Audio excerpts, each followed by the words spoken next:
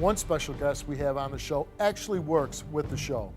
Dan Ribacoff is our lie detector administrator, and he comes out to explain whenever guests have questions about the results of their lie detector test. I sat down with Dan. Take a look. This is Dan Ribacoff.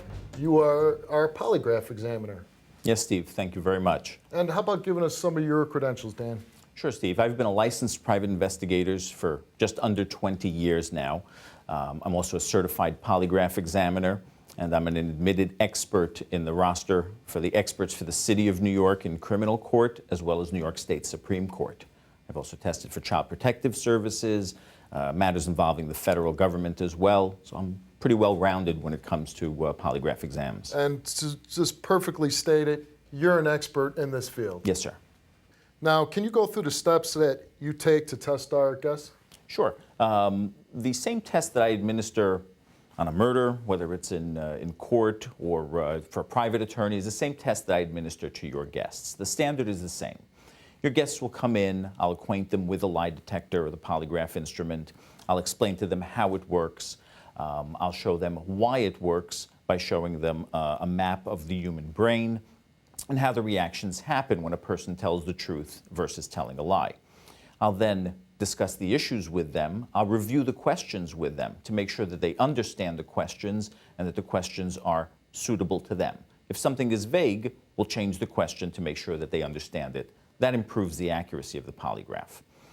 Then I'll test them multiple times. And how many times do you test our guests? On the average, 2 to 3 tests, sometimes up to 5 tests. Up to 5 times? Right. And why would you test that many times, up to 5 times? What we want to do is we want to give them the fairest test possible. We want to make sure that the readings that we're getting are consistent, whether it's a reaction or the lack of a reaction on a certain question. We want to make sure that we're getting that every time.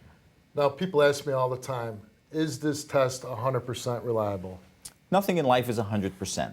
The polygraph today is computerized. It's been around for over 100 years. We've had 100 years of technological advances, of experimentation, and we've now gotten it down where it's 98% accurate. That's based on the American Polygraph Association's studies. There was over 20 studies with 6,000 tests. So 98%, that's a pretty high degree of reliability. It's better than most medical tests.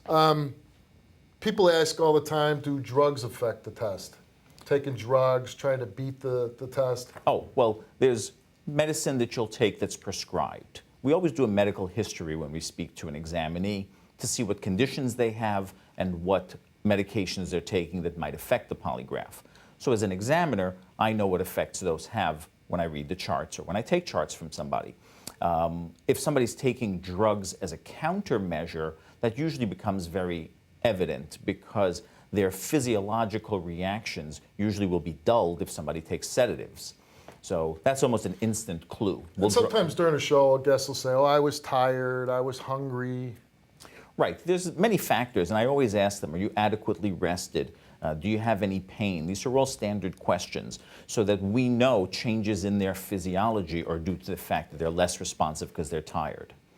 And how do you measure if someone's telling the truth? It's actually, on the polygraph, we'll see a reaction to someone lying versus someone telling the truth. There's a big difference in the graph when somebody lies because they accelerate their body functions. And it's sudden and it's instant. It's almost like hitting a relay. So it's a very sharp reaction. And we can tell the difference because when I test you, I'm going to ask you questions. Is your name Steve? Yes. That's a known truth. So I know that you're utilizing your memory when you're answering that. Did you commit this murder? No. If you're lying to me, you have a different reaction than when I ask you if your name is Steve. So you would say you're pretty confident in the test that we give our guests with the outcomes that we get, whether it's they're lying or telling the truth. You feel confident that we are getting the truth. Absolutely.